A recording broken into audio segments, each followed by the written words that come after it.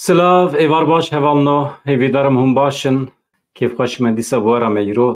Me ji bername doh bi qasî 17 deqe bernameyekî kin jî çêkir. Min reportaj bi temamî ji hev cuda kir.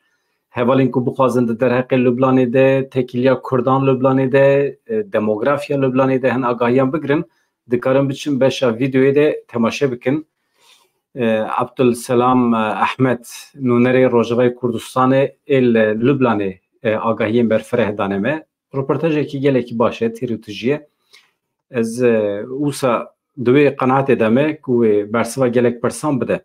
Sal 2024 ew qas bûyer hatine serê Kurdan, dünya li me temaşe dike, di vê derê de ya îbret ew e û nafikirin ku ji vî milletî re statû lazim e, ji vî milletî re dewlet lazim e, parastineke navxweyî lazim e. Yani ev millet divê karibe xwe bi xwe biparêze. Em weke cîhan, weke netewek bî, em hem piştgirî bidin artêşa vî milletî, hem ji alî aborî ve em deyindarê vî milletî ne, em divê wana ser piya bigrin.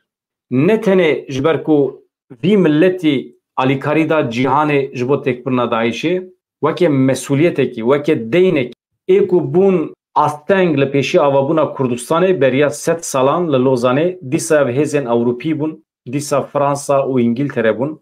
Weke deyindarê Kurdan divê qet nebe îro divê pêvajoya guherîn û ji nûva dîzaynkirina rojhilata navîn de Kurd bikaribin bibin xwedî quwet, bibin xwedî dewlet û bikaribin xwe li ser piyan bigrin. Niha hêza herî mezin elbet Amerîka, Rusya û Çîn e. Eger ew bixwazin dikarin ji Kurdan re pêşerojek maqûl garantî bikin.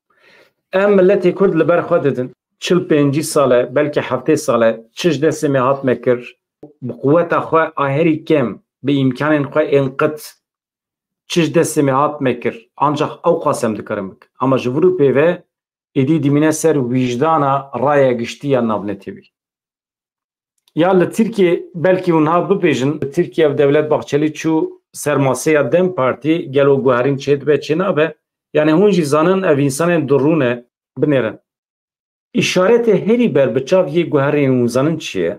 Serbestiya hemî girtiyên li zindana. Heta ku li zindanên dewleta Tirkiye yek însanekî me ji dew doza Kurdî girtî be, baweriya xwe bi dewleta Tirkiye neîne. Li ser masaya hevdîtinê şertê yekem ev e. Parastina doza Kurdî weke suç divê neîdît. Axaftina di derheqê mijara doza Kurdî de weke suç neîdîtin. Selahaddin Demirtaş û hevalê xwe çima girtîne? Heta ku ew girtî bin tu tê destê min digirî çi dikiye, çi bikim destê? Tu radibî ser kursî, tu me terorîst îlan dikî, pisî 5 deqa tu tê destê me digirî. Tabii ki Devlet Bahçeli bi tena serê xwe nehatiye vedir. Bi teşvîqa Erdoğan hatiye, bi teşvîqa dewleta Kur hatiye. Lê bila herkes heddê xwe zanibe. Em ne xulamê bavê kesekî ne. Em ne kolê kesekî ne. Kengê canê wan bixwaze bi me re dibin dijmin, kengê canê wan bixwaze tên xwe weke dost nîşan didin. Ma îrada me tune ye. Em weke millet em nikarin qerara xwe bi xwe bidin kî dostê me ye, kî dijminê me ye. Ew qas sûcdar dikî dawiya dawî de ji tê mîna ku tiştekî nebibe, mîna ku biçî cem zarokekî destê xwe serî bidî tamam midî ez te naxim. Hadi were ez şekir bidim te. Yani ew qasa bêexlaqî dibe. Milletê Kurd rêya xwe bi xwe diyar dike. Mesela girtiyên li zindanan pir mühîm e. Pîvana yekem rewşa girtiyên li zindana ye. Hemî girtiyên siyasî yên ji ber doza Kurdî divê derhal werin berdan. Selahaddin Demirtaş di nav da, Rêzdar Öcalan di nav da. Herkes. Ya li Tirkiye binêrin, li Tirkiye parastina mafê kûçikan heq e.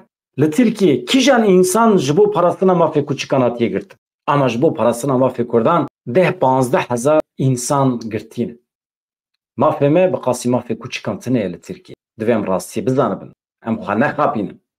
Rêveberên kîjan saziyên parastina heywanan îro girtîne. Ama rêveberên saziyên parastina Kurdan girtîne. Milletê herî qedimê rojhilata navîn Kurd bifikirin hûn nikarin behsa dîroka vî milletî bikin. Hûn nikarin behsa heqê vî milletî bikin. Heqê me û zimanê me ya heqê me zimanê me nine mesele. Em heqê xwe ji kesekî naxwazin. Em dixwazin pêwîstiyên netewa xwe di jiyanê de pêk bînin û kes qarşê me nebe. Ji me behewin. Hûn nikarin astengî dayînin ser me. Em naçin nabin parsek li ber derê Tirkan. ام جوان زمان خو ناخوازن ام جوان مافی خو ناخوازن ام مافی خو خوازن پک بین یا مثلا خوارن مافی خوارنه مافی و خوارنه حق نه حق پک دینم پک ناینم دستیم ده ماف حق وقتی تلمق قدخه بکی و دمی پروبلم دست بیدک دوی قدخه کرن جوالی رابه وکه سوچ نیدیدن yani insanı ku çu خوار dibê neyegirtin insanı çu tuvaletê dibê neyegirtin weke suç neyditin mesele ew yani ew heqe insaniye ji ev jî tiştek wan bastikin heqên netewiye îja Türk xwedxapînin me jî dixwazin bixapînin heqên şexsî dixwazin daynin pêşiyan ama heqên netewî tune yani em dixwazin weke netew hebin weke şexs em dikar li her derê bijîn em dikar şikefte de jî bijîn mesele ne çi dikim bikim bila bedew be silav dem baş